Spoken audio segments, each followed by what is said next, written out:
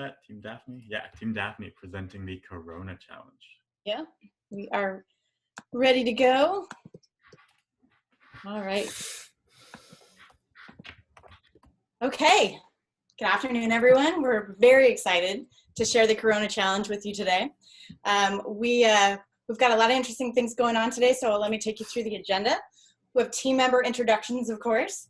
My name is Courtney Hans, more about that in a second, but I'm joined by a very talented team that I'm excited to tell you more about. We are going to have David take us through the problem domain and the project overview. I'm super passionate about it, and I'm excited for you to hear his enthusiasm. Tia is going to walk us through our team process, documentation, how we worked as a team, which I think we all know, even if we didn't know coming into this week.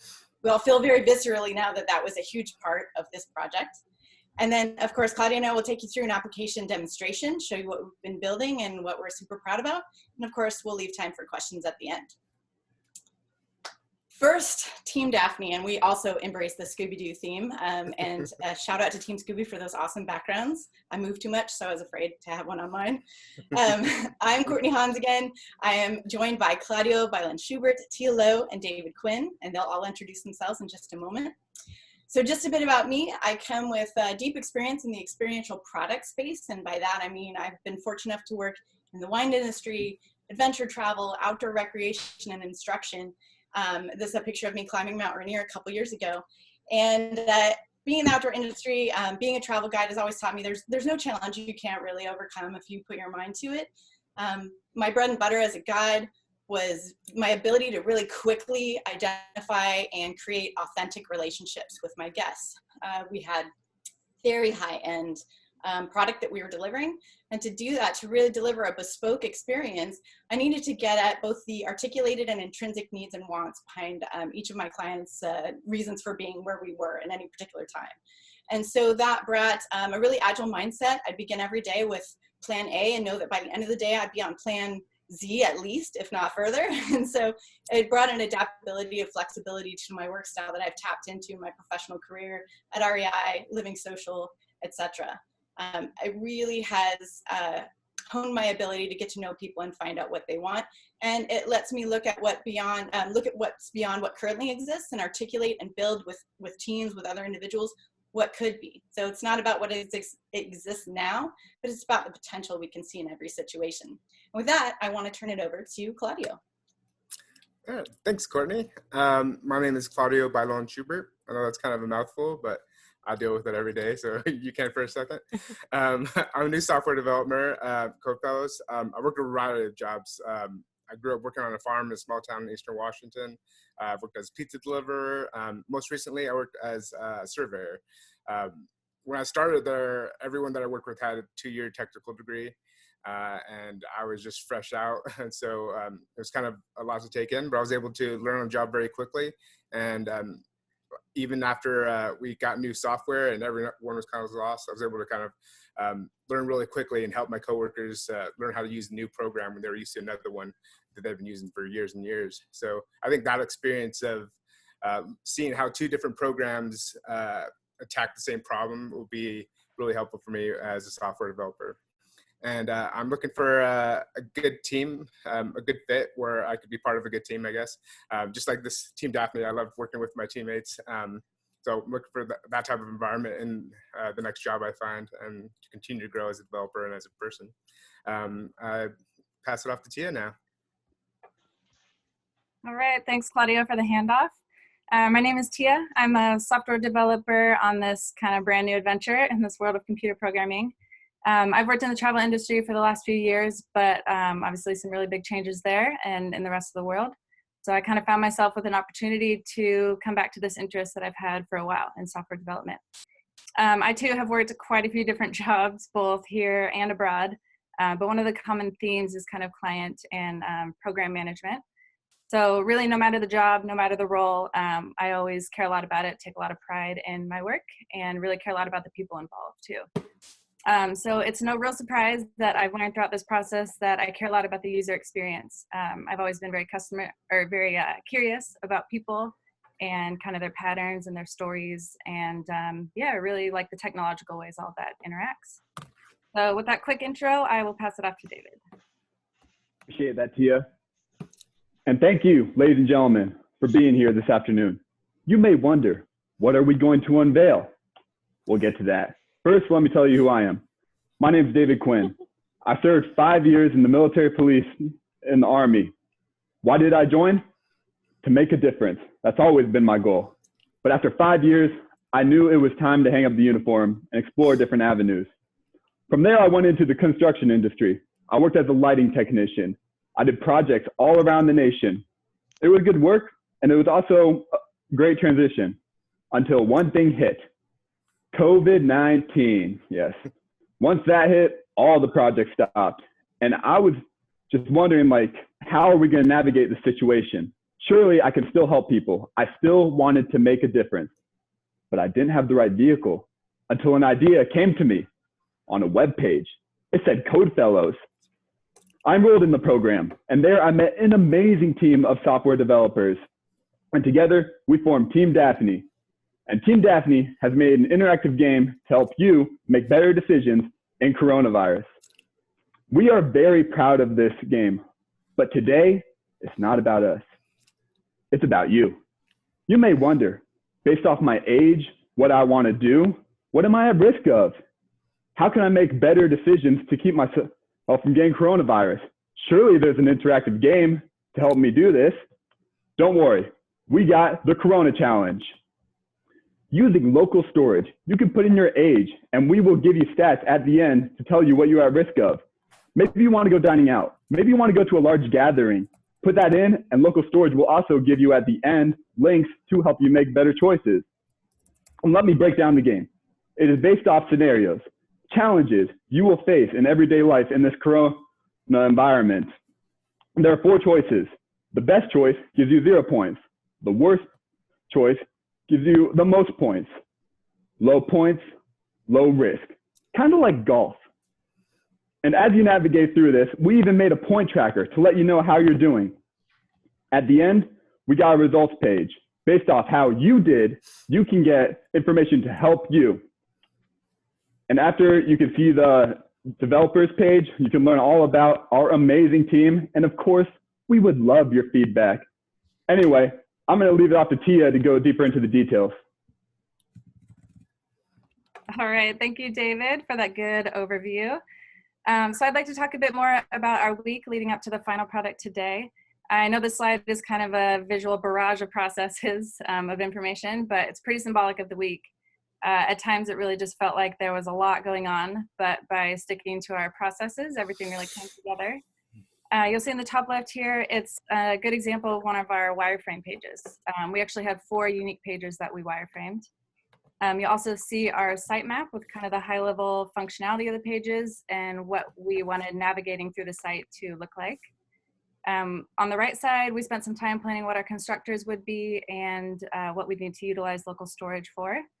You can see in the bottom left, we had a bit of fun with our PR messages. We made sure to get some Scooby-Doo references in there, at least our last couple ones to wrap it up with a laugh. So you'll also see in the bottom middle, it's a visual of a section of our timeline of commits. So you can see that we mostly worked off of a dev branch. That kind of helped provide like a solid extra layer in between that and the main. And then we had daily commits back to the main. And I think in the interest of time, we won't visit them now, but we do have a couple links there that go to our README and Kanban project board. But one thing worth mentioning is that I think we all learned quite a bit more about the importance of a README throughout the process of this project, and really how much it can help communicate to kind of an outside interested person. And with that, we'll move on to the next slide. So we also want to take a moment to talk about how we worked as a team and the importance of that. So we want to discuss all the benefits there. So we really spent a lot of time in the beginning planning out our app, working on the processes that we just talked about, discussing kind of how we all envisioned things would function from start to finish. We really had a lot of moving parts on this one. Day stamps, which I'll mention in just a second. I know I can speak for all of us when I say that in the first couple of days we thought along than we were, but because of all that planning up front, we really worked on the same vision throughout the week, and I think that helped prevent any major hiccups later on in bringing all the work together. So another piece of that planning was outlining clear boundaries around our availability. including things like when we could expect messages back on Slack and if we were available on text or things like that. We also worked on a very clear work and conflict plan, which we made sure to stick to. We designated a facilitator for each day, someone different each day, and that someone would have the responsibility of keeping us on track timing-wise and kind of reminding us to take breaks, encouraging group discussion, things like that. We too had a code word, kind of a code emergency word, which we found helpful. Ours was Jeepers, as Daphne would say. So we actually only used it once, really, towards the beginning of the week when we encountered our first real merge conflict. I did overhear it on Remo yesterday, but it was like a maybe Jeepers, so it didn't turn out to be an issue, which was good. But it was quite nice to have a word that we knew meant we all needed to come back together no matter what we were doing, to take a break from there and kind of convey the seriousness of it, but also with a bit of humor too. One other thing to point out, we made sure to get back on camera and share our screens for every PR and merge to have that kind of second and third and fourth set of eyes. So we recognize that's possibly not realistic in sort of the real working world, but for us at this point in our careers, that really helped us get familiar with the process of all that and not encounter any huge issues there, which was great. So we had morning and evening stand-ups, and one of the things we made sure to do in the evening was specifically discuss how we felt we worked together that day. Which is kind of a good segue into the last point I wanted to make, that we certainly all had different styles of writing code, different strengths, different styles of working through challenges and things like that. But we were all respectful around this, and we followed through on that team agreement to make sure that we were kind and honest with each other and really discussing those challenges and those differences. So on that note, I'd love to cruise into the demo of the app. We're all super proud of this, and Claudio will kick us off. All right. Let's get into that.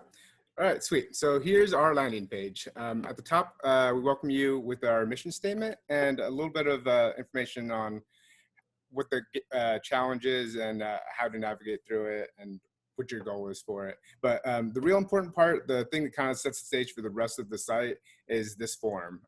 This is your user profile. And this is what you're gonna put information in to get information back from us, resources back from us that are tailored to you. So like for me, my name is Claudio, but I think we'll do for Team Daphne. We'll just do Daphne. Yeah, and Daphne is really old. We're gonna say she's 70. Oh wait, nah, I'm not worried about that right now. Large gatherings, because she likes getting around with other people. Dining out, I know Daphne likes to dine out, and travel. So let's do all three, yeah. And we'll hit submit. And we can't unless you put in an age field, because we want to know about your age. There's some information out there that's relevant to your age, so we just want to give that to you. And then we hit submit, and there we are. So like right now it demonstrates that the site knows your name, so it's already displaying that it's gotten some information from you. We store that in local storage, and we'll be presenting the rest of the stuff from the form on our results page. But now, are you ready to take the test your knowledge? And we are, so we'll start this challenge, and Courtney can run us through that. All right, thanks, Claudia. So again, in really executing on our vision, we wanted to not just provide additional helpful links, but we wanted to educate in a really digestible way. So what that meant for us was finding both simple language and visuals that could help convey some good low-risk choices and behaviors to help people lower their risk during this period of time and stay as healthy as possible. So you can see we've got our question up here. We've got an answer set. Feel free to turn on annotate if you'd like on Zoom and click where you want to answer. I may just answer how I feel like it, but I'll be looking for those green check marks. And you can see we've got 4 possible answer choices. If the user tries to go through the quiz without answering, nope, sorry, can't do that. Love that people are already checking embrace them in a bear hug. Let's do that. Let's see what happens. All right, so somebody approaches you with an outstretched hand for a handshake. What should you do? And we chose embrace them with a bear hug. That is a high risk choice. That gives us 3 points, and you can see we've got an elevated risk level of 3. It's green. I'm gonna guess that green is not too bad. If I'm thinking about green, yellow, red thing, we'll see what happens. But notice here that we haven't changed HTML pages. This is not a refresh of the page. This is not moving through multiple site pages. This is actually some DOM manipulation so that we can push in new content where the original content used to live. Lots of learning there. We click next, then again, we've got a new picture. It's relevant to the topic, which is hand washing. Our next button's been replaced with submit. Our risk level's holding at 3 because we haven't answered anything else yet. And the question up top is, you've been out and about all day. Upon returning home, you know you need to clean your hands. Describe your procedure. Scrub with soap and water for 20 seconds, few pumps of hand sanitizer. You know, I see a lot of folks going for wipe your hands on your pants, and when I'm feeling super lazy, that might be what I do. But I'm gonna go ahead and scrub with soap and water. That's a 0-point answer. Super low risk, that's exactly what you should do. So you can see my risk level didn't jump. And of course, we've got a little, leave you with some nuggets of info down here, although you could certainly pick another song singing Twinkle, Twinkle, Little Star, ensures you wash your hand for a minimum of 20 seconds. All right, let's see what happens next. Your food supply is running low. You've decided it's time to venture out for groceries. How should you best do this? Go ahead and click. If I don't see any clicks, I'll just pick something. Head to the grocery store. I love it. Okay, we're going to do that. Head to the grocery store, business as usual. Nothing to worry about. What's that? That was a high risk choice. We've just elevated our risk level to 6, and I can see we've gone code yellow. That's going to give me an indicator that maybe I should make some more low risk choices. CDC information down here. Let's see what happens next. You're out hiking, realize you're on an overcrowded trail. You know you need to maintain social distance. How should you handle this? I like that. Leave and find another trail that's not as crowded. I see. Don't worry, as long as you're wearing a mask, doesn't matter. Pretty laissez-faire answer. We'll go ahead and pick that. All right. Again, I have chosen a very high risk behavior. So risk levels going up to 9. You can see our point counter is going up. Click next. You followed all the recommendations. You're starting to feel a bit sick. What's your best course of action? Couple of things. You have an emergency warning sign, seek medical help, stay home, wear your face mask, go to your pharmacy, or stay home and tough it out. Nothing to worry about. Take the bus in the hospital immediately. We'll go with this one. But we've picked another high risk behavior. That takes us up to code level red on our risk behavior, and we're up in the double digits. Now we've got some logic in our on our constructor array and our JavaScript that tells us that we've reached the end of our question set. If we were to add more, it'd keep going. But once we hit the end of our answer set or our question set, instead of a next question popping up, we've got a See Results tab. So I'm going to click on this. We'll see what happens, and I'll push it over to Claudio. All right. Thank you, Courtney. All right, so this is really what you came to the site for. This is the results that are based on your input, on you, on your individual user experience. So yeah, we'll have it for the quiz that you just ran through, how you did on that. We'll assign you some certain articles. The interests that you checked at the beginning in that form, we'll give you articles related to that. And then on your age, we have some articles at the bottom that are related to that. So at the top, you see that your score indicates a risk level of 12, which was pretty high. As you saw, it went from green, yellow to red, and we were in the red. So didn't do so hot. But if you read these articles, you'd be at lower risk. So we have 4 articles here that if you read through them, kind of educate yourself a little bit. Yeah, when you click on them, they're open in a whole nother page. Yeah. So if you read through these articles, it kind of gives you some more information if any of those situations you were unsure of. It also changes. So if we had stayed in the yellow, we would have only had 3 articles. And even if we did really well on the test and only had like a 2 or 3 or 0 even, we still would have suggested 2 articles because it's always good to learn more information. They just would have been broader information articles. And then on your interests. So I was interested, Daphne was interested in all of them. So there's 2 articles for all of them. There's the CDC recommendations for large gatherings. And then I think the next article is from the World Health Organization. So 2 articles for that. There's also 2 articles for dining out and 2 articles for traveling. So there's multiple articles for all of your interests. But if you forgot to click on something, or if you just weren't interested in any of the options there, we're still going to give you an article that you might be interested in. So like none of those were in your park, but there's something else that might have. So no matter what your input is, you're going to get something, but the more you personalize it, the more that the app personalizes it to you. And then the last thing is the age. So being a little bit older gives you certain risks.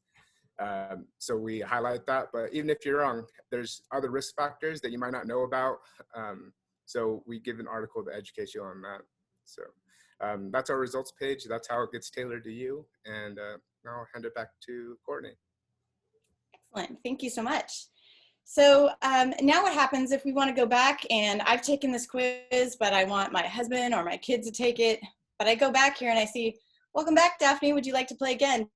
I don't really want to play again. I mean, I do, it was really fun, but I'd like somebody else to share in the fun. So I can reset my user profile and that clears out our local storage and we can begin the game again.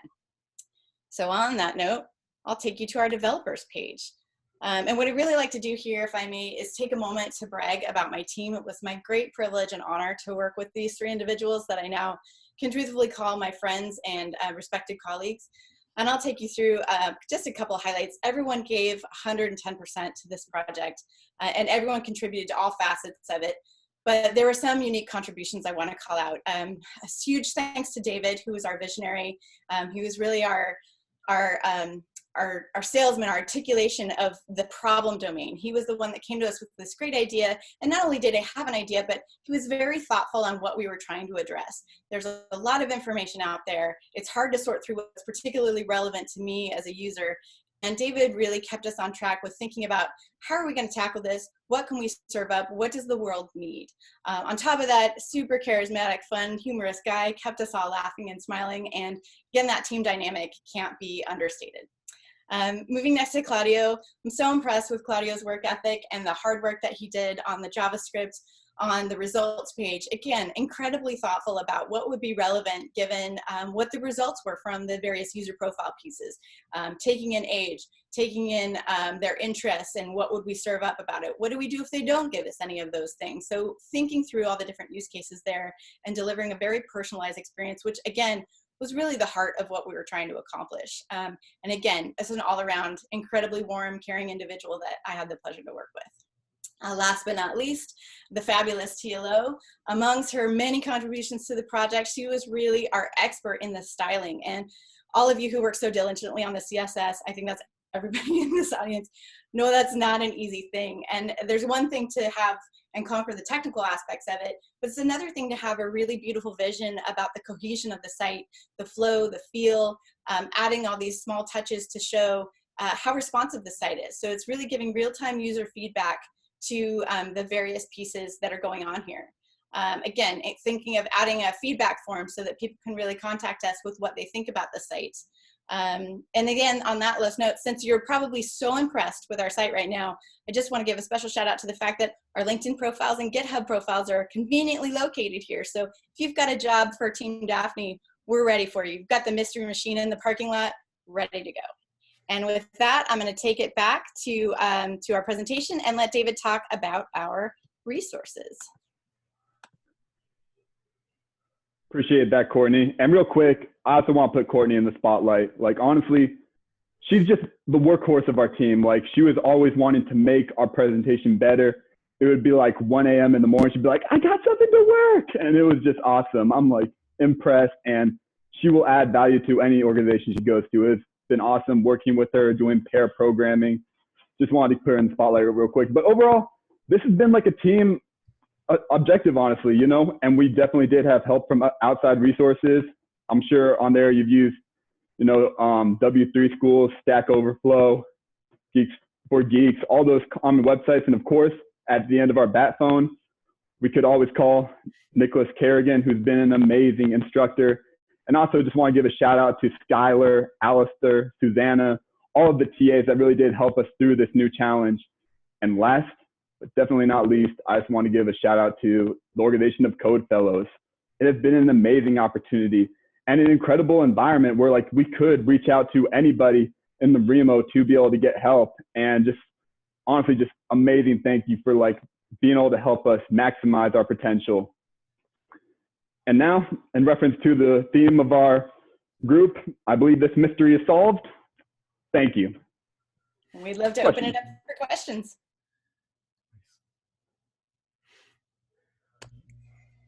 Hello, can you guys hear me? Yeah.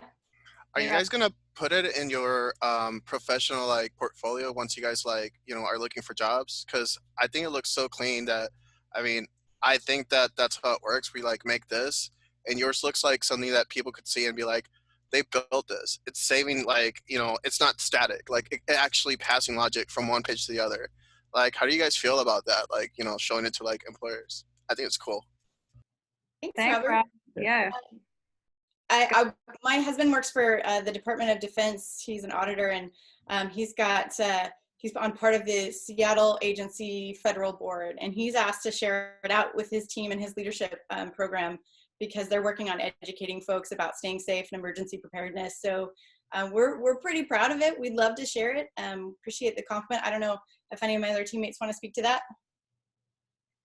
Yeah, I was just gonna say the same. I didn't share the exact vision that David had in the beginning. I was having a really hard time seeing how all the pieces and the moving parts were gonna fit together.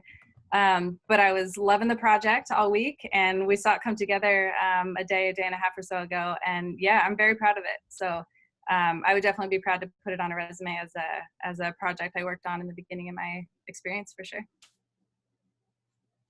I'll just say real quick, because I know we're running on time, but like, it's just been an amazing experience, you know, working with this team, honestly. And like, more than like how nice the project looks, I'm looking forward to referencing it in the future, saying this is my first project, you know, working with a software development team. Definitely going to reference it. I have a question, y'all. So you had 4.5 days about to complete this project. How much of that time did you spend planning? I'll start out. Yeah, it was very front loaded. So we had the different facilitators every day. Courtney was on Monday and I was on Tuesday. And so there's a lot of planning on Monday. And so my plan for Tuesday, I was facilitator. I was like, all right, we're going to get, you know, MVP out. And I was really thinking, you know, like by the end of Tuesday, we're going to have something really solid. And, you know, working through the day, seeing how little that we had, it was kind of discouraging, but encouraging at the same time, because we were working through the planning of it. So like the first 2 days was a lot of planning at the beginning and not so much of the results, but I think that planning process really helped us prevent problems further down the line. So we were able to just kind of work things out before they really became a problem, and I think it really helped us in the end. I'll add to that too. Oh, go ahead, David. Sure. So let me give you an analogy. I was going to say, there's a lot of talk in the outdoor industry about having your essentials and having your plan. Go ahead. All right, I'll go and then Courtney, just so we're clear. Okay, so let me give you an analogy. Think of like a hill, you know? So there's two ways to get up the hill. We could break off into individuals, you know, and try to run really fast. And I think it would have been like a little snake going up, you know, going fast, but I don't think as effective. What we did in the beginning was we were all staring at the same screen, you know, we were all together, making sure we were on the same page. And yeah, maybe it wasn't the speed we wanted, but we were definitely going the direction we wanted to go. And it definitely was a much more effective experience, in my opinion. I was just going to say, in the outdoor industry, we're all about preparation and having your 10 essentials, and then you can really be prepared with your toolkit to deal with anything. And one of the sayings I love is proper prior preparation prevents poor performance. And you can add another P in there if you want to swear, but we won't do that today.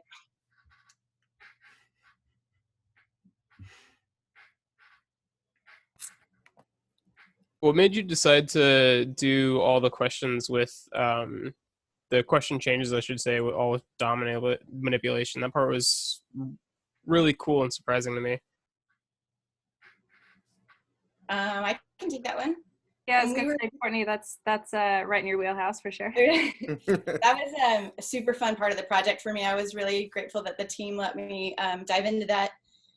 When we were talking about in early phases, we brought in our the guy at the other end of our bat phone and talked to him about what we wanted it to feel like, and asked for his recommendations and sage advice on, you know, what's the most fluent? What do you think would be within our skill set, without our skill set?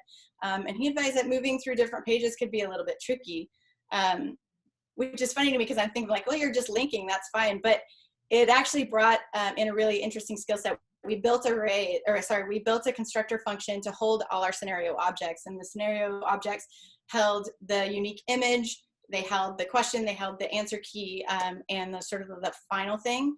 And it was really a good learning experience to figure out when do we need to hide something and bring it back, like toggle between hidden and, or, you know, block and none display. When are we appending parent to child, or sorry, child to parents? When are we deleting and then creating a new? So all of those things were happening with the various buttons and texts and whatnot. And it was a really interesting experience. I'd be happy to show you the code behind it. Yeah, it was really cool. I actually went to you guys' GitHub and have been slowly going through it while you guys have been talking, but it's cool. Nice. Any other questions? All right, y'all. Thank you so much. Big round of applause. Thanks, guys. Yeah. Thank you all.